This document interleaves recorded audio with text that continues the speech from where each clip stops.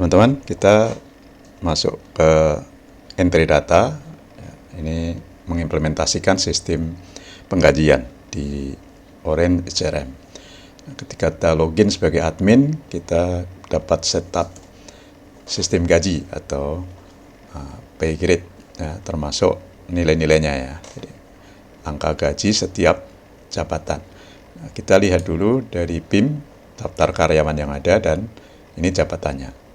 Jadi setiap jabatan ini nanti kita bisa jadikan sebagai level gaji ya, atau tingkatan gaji. Atau kita menggunakan tingkatan gaji dengan kepangkatan. Jadi Anda bisa pilih mau berdasarkan nama jabatan atau kepangkatan. Nah, kita coba ya, kita lihat dari menu admin, kemudian masuk ke bagian job. Di sini ada pay grade. Nah, pay grade. Jadi pay grade itu adalah level gaji atau pangkat golongan istilah lainnya yang berhubungan dengan gaji. Ini masih kosong, kita tambahkan. Nah, misalnya kita gaji seorang manajer misalnya, manajer. Jadi ada gaji level manajer. Nah, jadi manajer punya standar ya. Ini saya membuat standar berdasarkan job ya, level job. Jadi kita sebut juga tadi berdasarkan jenis pekerjaan boleh ya. Kita simpan manajer. Kalau mau mulai dari atas, jadi bisa direktur dulu ya, direktur. Ya, direktur.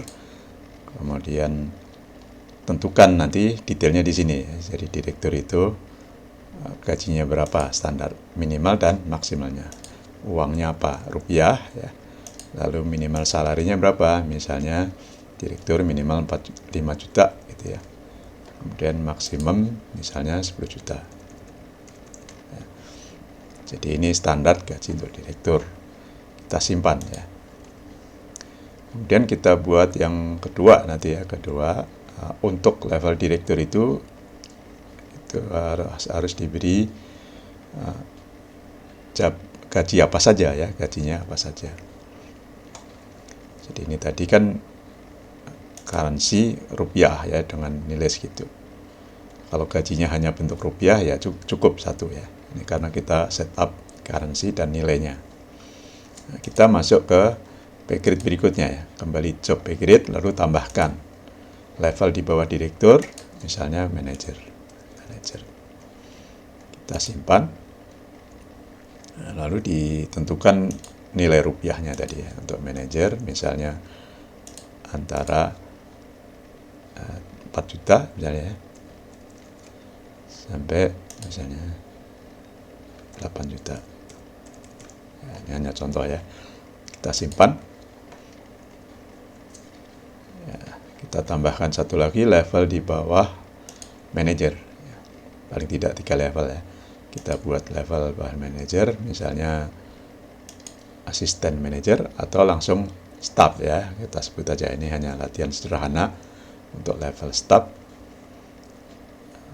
operasional misalnya, staff atau clerical atau apalah, kita tulis staff saja untuk latihan. Kita beri angka staff itu gajinya rupiah juga ya, rupiah. Lalu dengan angka misalnya minimal 3 juta sampai 7 juta. Oke ya, sip.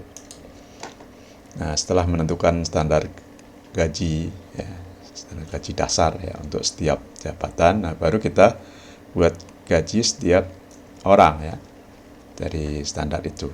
Itu kalau gajinya hanya gaji pokok. Nah, sekarang kita membuat tunjangan ya. Jadi kita buat juga dari admin job ini pay grade untuk tunjangan. Ini tadi kan pay grade untuk gaji pokok ya tadi. Saya tidak tulis gaji pokok, tapi kita sepakati ini untuk gaji pokok. Lalu kita tambahkan pay grade tunjangan ya. Misalnya tunjangan jabatan misalnya. Jabatan. Dengan jabatan mau dipisah-pisah juga boleh ya. Jadi cuma tunjangan jabatan direktur gitu ya. Tunjangan jabatan manajer misalnya. Nah, di tunjangan ini tentukan nilainya, misalnya karena semua pakai rupiah. Kemudian untuk direktur berapa, misalnya nilainya 3 juta sampai maksimum misalnya 7 juta gitu ya, tunjangan jabatan. Kita simpan, kemudian buat lagi nanti ya tunjangan jabatan, karena setiap pejabat, setiap karyawan tuh punya jabatan dan diberi tunjangan. Jadi buat pay grade lagi khusus untuk tunjangan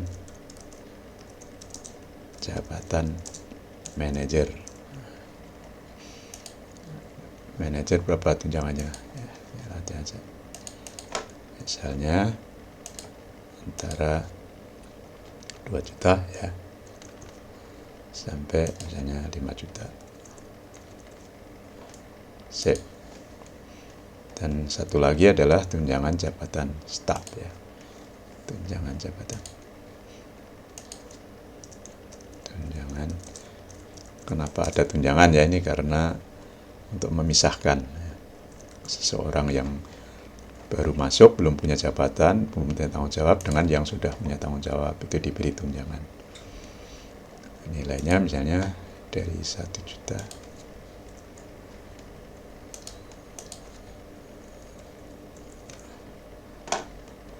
sampai misalnya 2 juta ya.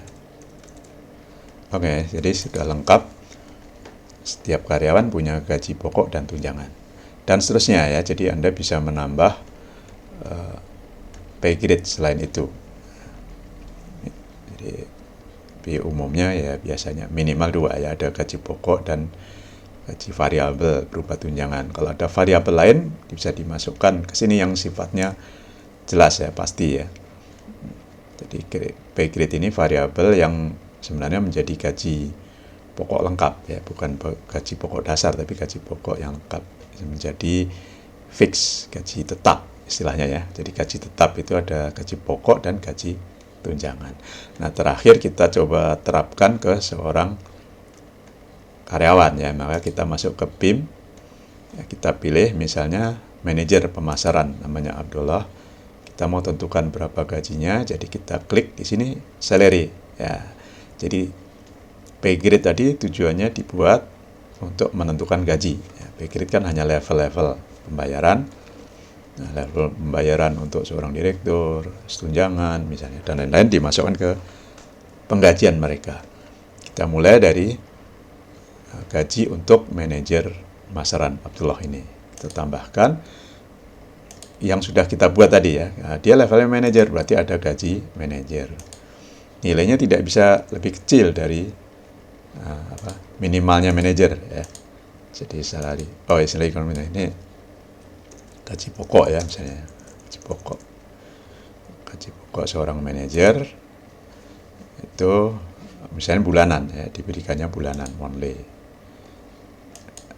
rupiah jumlahnya. Nah, ini sudah ada ya, gaji pokok manajer tadi antara 4 juta sampai 8 juta jumlahnya, tidak boleh kurang dan tidak boleh lebih.